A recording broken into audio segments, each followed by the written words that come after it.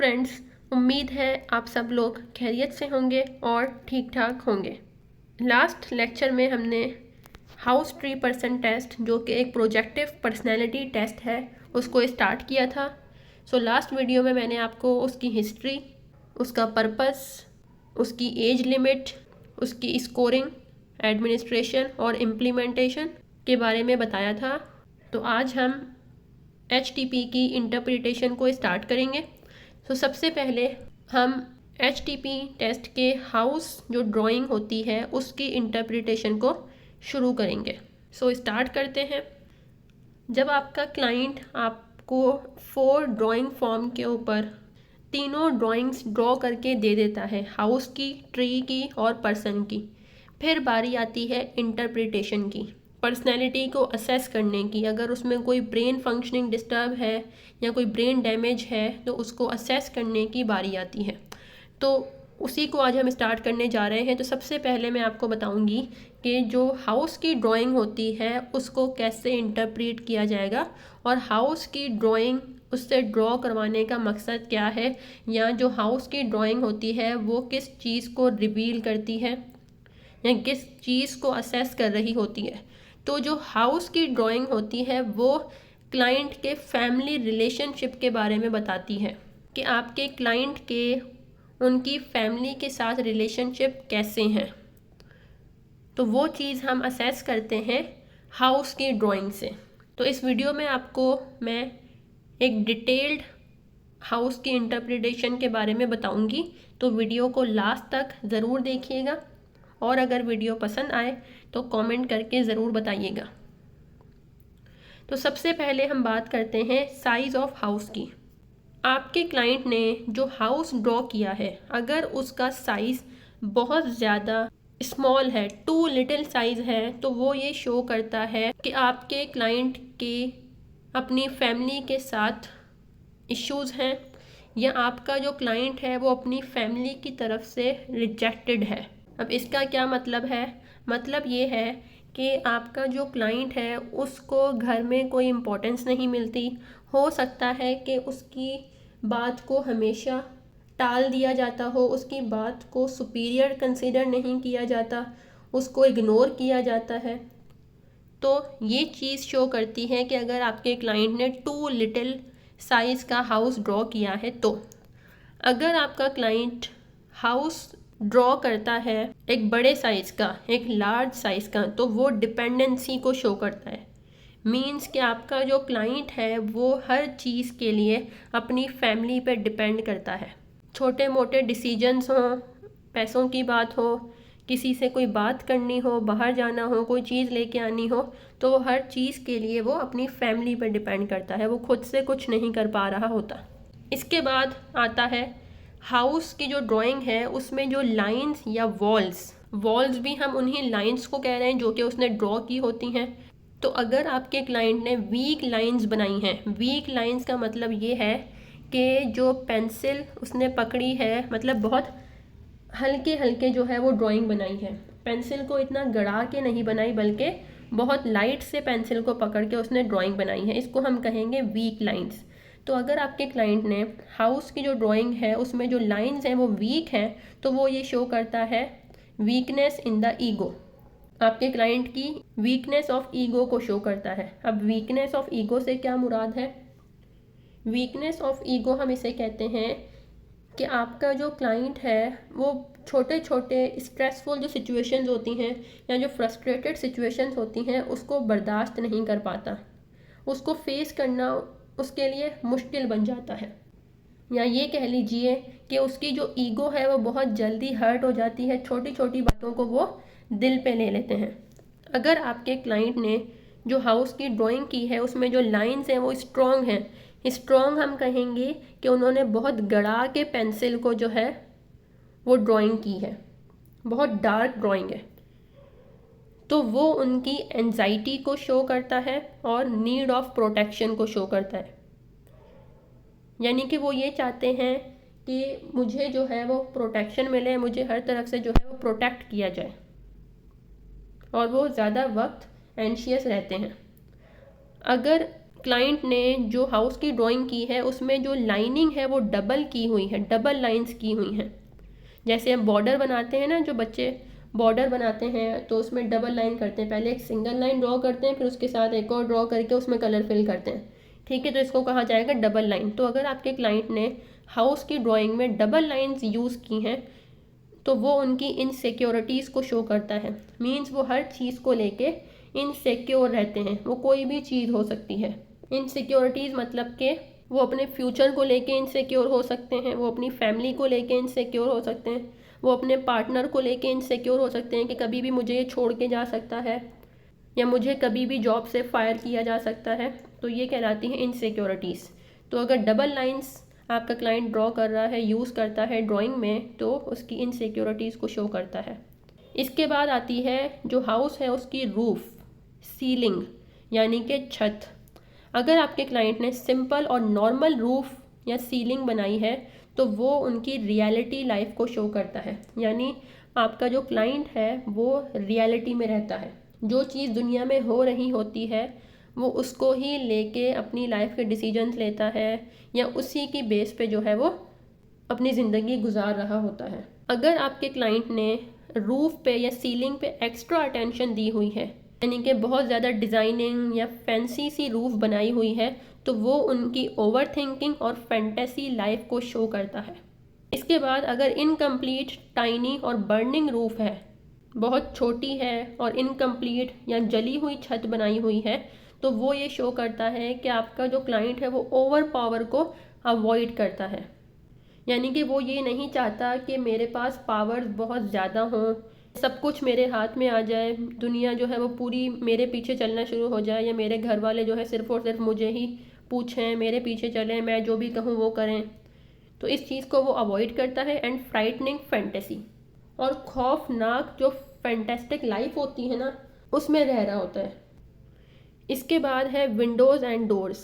अगर आपके क्लाइंट ने हाउस में विंडोज़ और डोर्स बनाई हुई हैं तो वो क्लाइंट की ओपननेस को, willingness to interact with others and environments, means कि आपका क्लाइंट जो है वो ओपन है, ओपन टू एक्सपीरियंस है। यानी कि वो बाहर जाना पसंद करता है, वो चाहता है कि मैं नई से नई चीज़ें एक्सपीरियंस करूँ, मैं लोगों के साथ इंटरेक्ट करूँ, मैं इन्वायरमेंट के साथ इंटरेक्ट करूँ, मैं बाहर जाऊँ, मैं वो फीलिंग्स एक्सपीरियंस करूँ। तो ये कब होगा? जब उन्होंने विंडोज़ और डोर्स बनाए हुए होंगे तब। अगर आपके क्लाइंट ने स्मॉल विंडोज़ और स्मॉल डोर्स बनाए हैं तो वो उनकी शाइनेस को, विदड्रॉल टेंडेंसीज और सस्पिशियसनेस को शो करता है। मीन्स अगर आपका क्लाइंट ने छोटी विंडोज़ या छोटे छोटे दरवाजे बनाए हुए हैं घर के, तो वो ये शो करता है कि आपका जो क्लाइंट है वो शर्मीला है, वो हर चीज़ से भागता है, किसी चीज़ को एक्सपीरियंस करने में उसका दिल नहीं लगता, हर चीज़ से भाग रहा होता है और सस्पिशियस है, डाउट रहता है कि अगर मैंने ऐसा किया तो ऐसे हो जाएगा। तो ये है स्मॉल विंडोज़ एंड डोर्स की इंटरप्रिटेशन। इसके बाद है ओपन डोर्स एंड विंडोज़। अगर आपके क्लाइंट ने डोर्स और विंडोज़ बनाए हैं लेकिन वो ओपन हैं, तो वो ये शो करता है कि आपका जो क्लाइंट है वो दूसरों से कांटेक्ट करने की जो नीड है उसके अंदर वो बहुत ज़्यादा स्ट्रॉन्ग है। यानी कि वो चाहता है कि मैं दूसरों के साथ मिलूँ, बातचीत करूँ, उनके साथ कांटेक्ट करूँ। अगर आपके क्लाइंट ने विंडोज़ और डोर्स नहीं बनाए हैं तो वो ये शो करता है कि आपका जो क्लाइंट है उसको इंटरपर्सनल रिलेशनशिप में प्रॉब्लम्स हैं, इश्यूज़ हैं। अगर आपके क्लाइंट ने बाथरूम के अंदर विंडो बनाई है और वो विंडो बहुत ज़्यादा लार्ज बनाई है तो वो ये शो करता है एग्जिबिशनिस्टिक डिज़ायर्स को। यानी कि आपका जो क्लाइंट है वो शो ऑफ करना बहुत ज़्यादा पसंद करता है।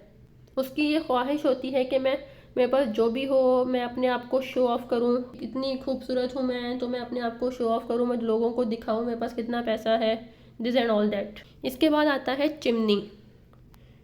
अगर आपके क्लाइंट ने हाउस में चिमनी बनाई हुई है तो वो शो करता है अवेलेबिलिटी और वार्मथ और डिग्री ऑफ पावर को, कि आपका जो क्लाइंट है वो हर किसी के लिए अवेलेबल है। मीन्स अगर किसी भी टाइम उसको किसी का फ़ोन आ जाए या कोई फ्रेंड या कोई रिलेटिव या कोई फैमिली मेम्बर उससे मिलना चाहे या कोई काम हो तो वो हर किसी के लिए अवेलेबल है। तो इसकी वजह से क्या होगा कि उसका जो रिलेशन होगा सबके साथ वो भी वार्म्थ होगा। यानी कि कंफर्टेबल होगा, अच्छा होगा। और डिग्री ऑफ पावर को भी जो है वो शो करती है चिमनी। अगर चिमनी मिसिंग है, नहीं बनाई हुई, तो वो उसकी lack of psychological warmth in person's home life को शो करता है। मीन्स के जो आपका क्लाइंट है उसके जो इंटरपर्सनल रिलेशनशिप है, यानी कि उसके घर में जो उसकी फैमिली है उनके साथ जो रिलेशनशिप है उसमें जो वार्मथ है वो नहीं है। यानी कि आपका क्लाइंट का जो रिलेशन है, घर का जो एक इन्वायरमेंट, एक पुरसुकून इन्वायरमेंट नहीं है। नॉर्मल अमाउंट ऑफ स्मोक, अगर उस चिमनी से नॉर्मल अमाउंट ऑफ स्मोक निकल रही है, सो इट मीन्स कि आपका जो क्लाइंट है उसके घर में वेल वार्मथ है, यानी कि अच्छा खासा कंफर्टेबल जोन मौजूद है, सबके साथ उसका रिलेशन अच्छा है, घर का माहौल अच्छा है, पुरसुकून है। इसके बाद अगर एक्सेसिव स्मोक है, मतलब बहुत ज़्यादा स्मोक निकल रहा है अगर उस चिमनी में से, तो वो उसकी इनर टेंशन को, एग्रेशन को, emotional disturbance, problematic and conflicts यानी कि साइकोसिस को शो करता है। जो मेंटली इल पर्सन होते हैं, जो साइकोटिक पेशेंट्स होते हैं, तो वो ही मोस्टली इस किस्म की ड्राइंग बना रहे होते हैं जिसमें अगर वो चिमनी बनाएंगे तो उसमें से एक्सेसिव स्मोक निकल रहा होता है। इसके बाद बारी आती है पाथवेज की। पाथवे घर के अंदर मतलब कोई और रास्ता अगर उन्होंने बनाया हुआ है तो वो उनकी ओपननेस को शो करता है। मीन्स के वो हर चीज़ को एक्सपीरियंस करने के लिए तैयार हैं, बाहर जाने के लिए तैयार हैं, जो भी उनको कहा जाए, मतलब खुश मिजाज रहने वाले शख्स हैं। तो अगर उन्होंने पाथवे जो है वो वाइड बनाया है and lead directly to the doors, जो पाथवे है वो बहुत चौड़ा है और डायरेक्टली दरवाजे तक जाता है, तो वो क्लाइंट की ओपननेस को और डायरेक्ट एक्विजिशन को शो करता है। और अगर पाथवेज एब्सेंट हैं, नहीं बनाए हुए, तो वो क्लाइंट की क्लोज्ड और डिस्टेंट पर्सनैलिटी को शो करता है। मीन्स आपका जो क्लाइंट है वो नहीं चाहता कि वो नई चीज़ों को एक्सपीरियंस करे, लोग उससे मिलें या वो किसी से मिलना चाहे, वो डिस्टेंट रहता है, यानी कि लोगों से दूर रहना पसंद करता है, एक खाली कमरे में या अकेला, इस तरह से। इसके बाद long pathways and winding. Winding हम कहते हैं नैरो। अगर उन्होंने लॉन्ग पाथवे बनाया है और वो नैरो है तो वो ये शो करता है कि आपका जो क्लाइंट है who is initially aloof but who can letter warm up. Means शुरू में तो वो लोगों के साथ घुलते मिलते नहीं हैं, लेकिन कुछ टाइम बाद जो है वो लोगों के साथ घुल मिल जाते हैं। मीन्स अगर उनसे कोई मिलने आए या किसी वो गैदरिंग में जाएं, किसी पार्टी में जाएं, तो शुरू में तो ऐसे होगा कि वो किसी से बात नहीं करेंगे, किसी से घुलेंगे मिलेंगे नहीं। लेकिन फिर क्या होगा, थोड़े टाइम बाद जब दूसरे उनसे बात करना शुरू कर देंगे तो आहिस्ता आहिस्ता क्या होता है कि वो जो है उनके लिए ओपन हो जाते हैं, यानी कि वो भी जो है उनसे बातचीत करना शुरू कर देते हैं। तो ये होता है। और अगर एक्सट्रीमली वाइड पाथवेज हैं, यानी कि बहुत चौड़े पाथवेज अगर उन्होंने बनाए हुए हैं, तो वो ये शो करता है कि client might initially express superficial sense of friendliness but later become aloof and distant. Means कि आपका जो क्लाइंट है अगर उनसे कोई मिलने आता है तो वो शुरू में तो उनके साथ बहुत ज़्यादा फ्रेंडली हो जाएंगे। कोई बहुत ज़्यादा लोग अगर उनसे मिलने आ रहे हैं या उनके पास आके बैठे हैं या वो किसी सोशल गैदरिंग में जाते हैं तो शुरू में तो वो बहुत ज़्यादा फ्रेंडली हो जाएंगे, उनसे बातें करेंगे, घुल मिल जाएंगे। लेकिन कुछ टाइम बाद क्या होता है कि वो उन लोगों से डिस्टेंट हो जाते हैं, उनसे दूर हो जाते हैं, अलूफ हो जाते हैं, डिस्टेंट हो जाते हैं। तो ये कब होगा, जब अगर उन्होंने एक्सट्रीमली वाइड पाथवेज ड्रॉ किए होंगे अपनी ड्राइंग में, तब। इसके बाद फेंसेस। फेंसेस हम कहते हैं बैरियर्स को। मीन्स कि उन्होंने घर के बाहर जो है लकड़ी के या फिर वायर के बैरियर्स बनाए हुए हैं, तो वो ये शो करता है कि आपका जो क्लाइंट है वो बहुत ज़्यादा डिफेंसिव है। वो ये नहीं चाहता कि कोई बात मुझ पे आए, या वो अपना बहुत ज़्यादा ख्याल रखता है। तो ये हो गया फेंसेस के बारे में। इसके बाद मेन गेट। अगर आपके क्लाइंट ने घर के अंदर मेन गेट बनाया हुआ है तो वो आपके क्लाइंट की डिपेंडेंसी को शो करता है। मीन्स आपका जो क्लाइंट है फॉर एवरीथिंग वो दूसरों पर डिपेंड करता है। अगर आपके क्लाइंट ने घर बनाया है लेकिन उसमें मेन गेट नहीं बनाया तो वो ये शो करता है कि आपका जो क्लाइंट है उसको दूसरों से बात करने में मुश्किल पेश आती है। इसके बाद अगर आपके क्लाइंट ने मेन गेट तो बनाया है लेकिन वो लॉक है।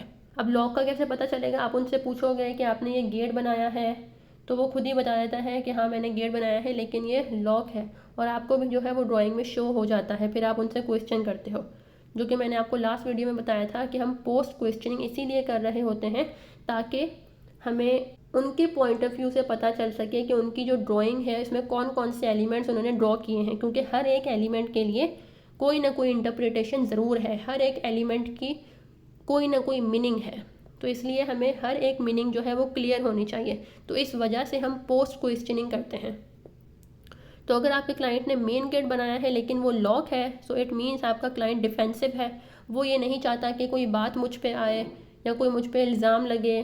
तो वो हर वक्त यही कह रहे होते हैं कि मैंने ये काम नहीं किया, वो झूठ बोल रहा है, मेरी वजह से नहीं हुआ। तो वो हर वक्त साइड पे ही रहने की कोशिश करते हैं हर मैटर से। इसके बाद dimensions of house. Dimensions of house जो है वो ये शो करती हैं क्लाइंट के कॉन्फिडेंस को और सेल्फ एस्टीम को। सेल्फ एस्टीम हम कहते हैं कि आपका जो क्लाइंट है वो अपनी जो पॉजिटिव क्वालिटीज़ हैं उसको कितना पॉजिटिव कंसीडर करता है और उसको किस तरह यूज़ करता है। तो अगर आपके क्लाइंट ने हाउस की जो लेंथ है वो लॉन्गर है, हाउस को जो है वो लंबाई में बनाया हुआ है, उसकी जो लंबाई है वो ज़्यादा है, तो इट मीन्स आपके क्लाइंट की जो है वो हाई सेल्फ एस्टीम और हाई कॉन्फिडेंस है। अगर आपके क्लाइंट ने हाउस की जो लेंथ है वो शॉर्टर है तो वो शो करता है कि आपके क्लाइंट की लो सेल्फ एस्टीम और लो कॉन्फिडेंस है। इसके बाद हम बात करते हैं लोकेशन ऑफ हाउस, यानी कि जो पेपर है उसके ऊपर हाउस की लोकेशन क्या है, उन्होंने हाउस कहाँ ड्रॉ किया है। अगर आपके क्लाइंट ने हाउस जो है वो right side of the paper पे ड्रॉ किया है तो वो एंटी सोशल पर्सनैलिटी को शो कर रहा है। मीन्स कि आपका जो क्लाइंट है वो दूसरों से मिलना पसंद नहीं करता, उसको ये नहीं पसंद कि कोई उसके पास आए उससे बातें करे, उसको टीवी देखना नहीं पसंद, उसको अकेला रहना पसंद है, वो उन एक्टिविटीज़ में इन्वॉल्व होता है जिसमें अकेले रह के काम कर लिया जाए। उसके बाद अगर आपके क्लाइंट ने हाउस जो है वो पेपर के कॉर्नर पे ड्रॉ किया है तो वो ये शो करता है कि आपका जो क्लाइंट है वो अपनी फैमिली को ज़्यादा इम्पोर्टेंस नहीं देता, उनकी बातों को कंसीडर नहीं करता या सीरियस नहीं लेता। इसके बाद व्हीकल पार्किंग एरिया। अगर आपके क्लाइंट ने घर के बाहर कोई पार्किंग एरिया बनाया है या कोई कारपोर्च वगैरह बनाया हुआ है तो वो ये शो करता है कि आपका जो क्लाइंट है वो चाहता है कि मैं बाहर जाऊं, मैं लोगों से मिलूं।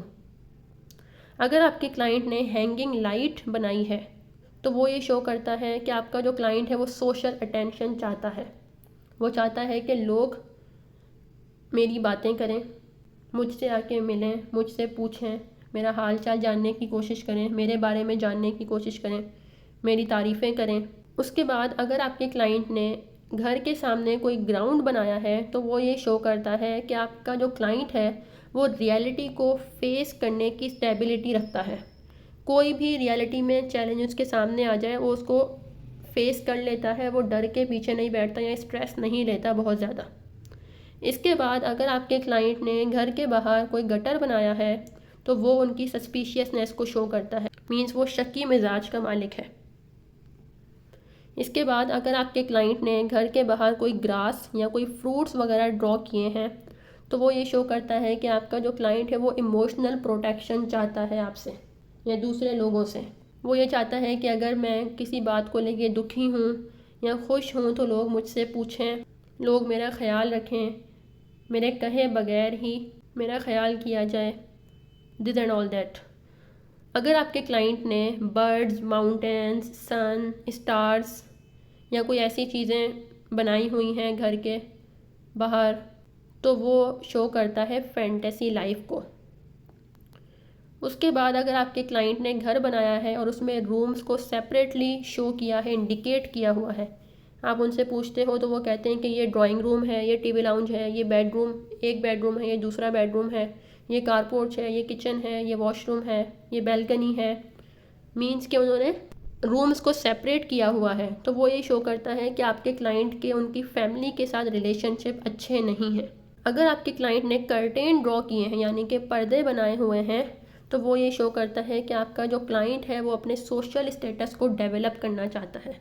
इसके बाद अगर आपके क्लाइंट ने इसके अलावा, इन तमाम डिटेल्स के अलावा कोई और डिटेल्स भी मेंशन की हुई हैं हाउस में या ड्रॉ की हुई हैं तो इसका मतलब ये है कि आपका जो क्लाइंट है वो एंजाइटी से सफ़र कर रहा है। वो बहुत ज़्यादा एंशियस रहता है।